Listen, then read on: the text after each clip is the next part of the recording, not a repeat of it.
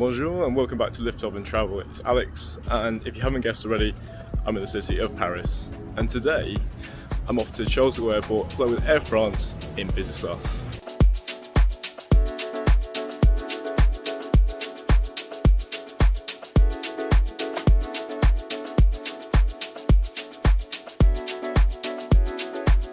In today's video, we explore Paris, and things don't go as expected on the flight.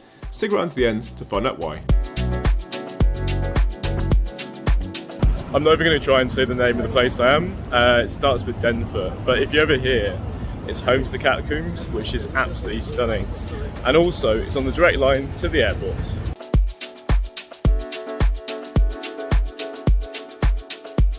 And Paris has a really good metro system, so no point in Uber, take the metro. As someone who used to live in London, I'm actually a bit jealous of the fact it's metro, because you have the metro, which is like local, which is like low, and you have the RER, which is like long distance. So you've got fast trains and you've got slow trains, which are like...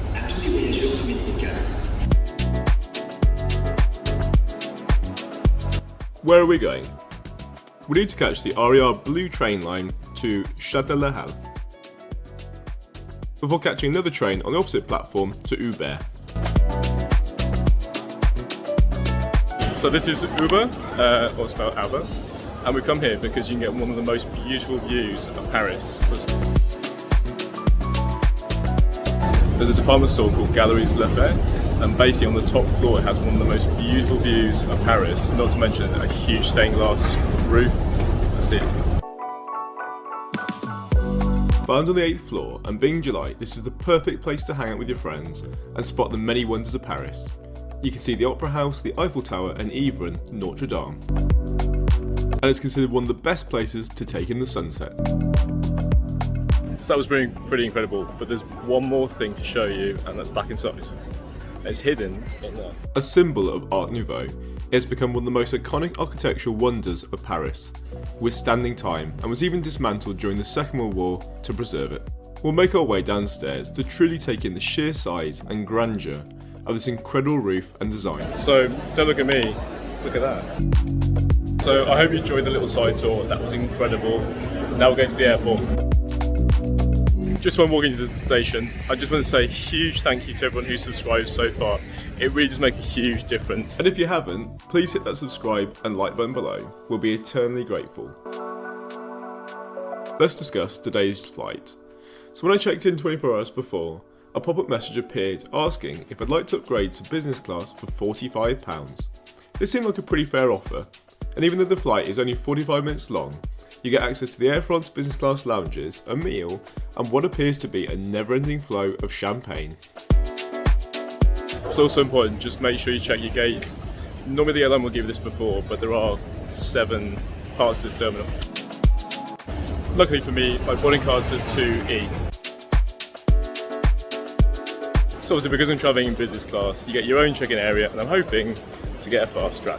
Unfortunately, this wasn't a great experience, and the priority queue took over 20 minutes. So that wasn't the quickest in the world. It probably took about 20 minutes, which is a little bit on the slow side for priority queue. But luckily, it's off the lounge. Charles de Gaulle is one of those airports where you can easily get by without lounge access. The food was very tasty, plenty of bakery items, and I settled for this tomato-based meat dish with potatoes.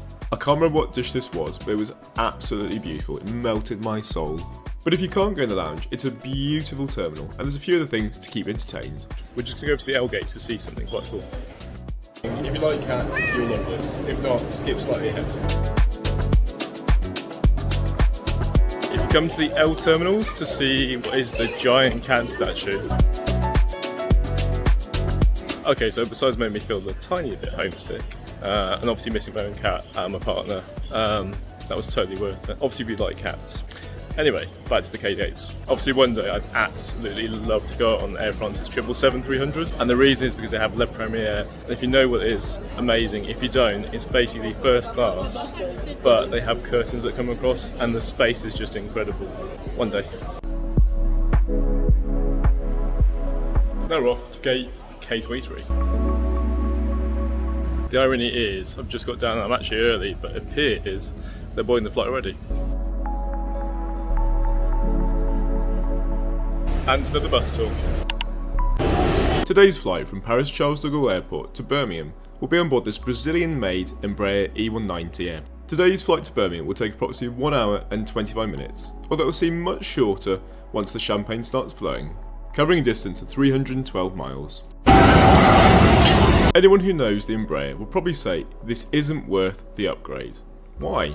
Well, the seat layout, unlike most European flights, is 2-2 across the entire plane, so besides being seated at the front, there is no space advantage to business class. Luckily though, there's no one next to me, which helps to make this small narrow plane feel a little bit more spacious. The seatback pocket is a good size, and the tray table is sturdy, although it has no slide function. At 5'9", the legroom is decent and I had no complaints. The chairs are even made from a comfortable leather, and you get some lovely air nozzles and a reading lamp above. If you're still wondering what went so wrong with this flight, stick around to find out.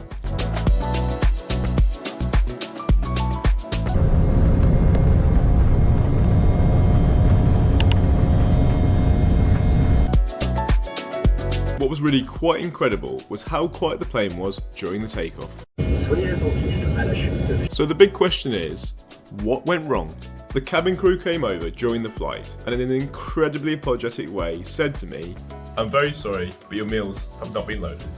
As you can imagine, I was disappointed.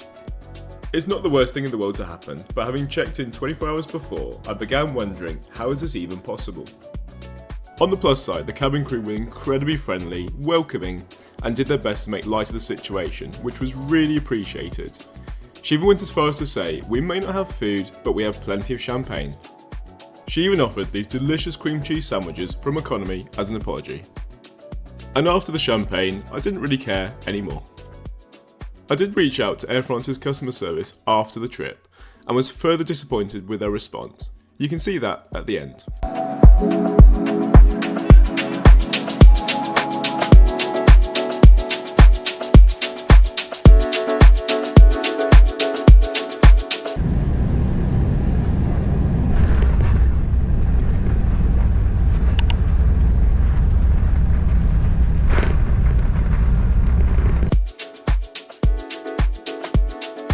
While we're taxiing to the gate, here's the response I had from Air France.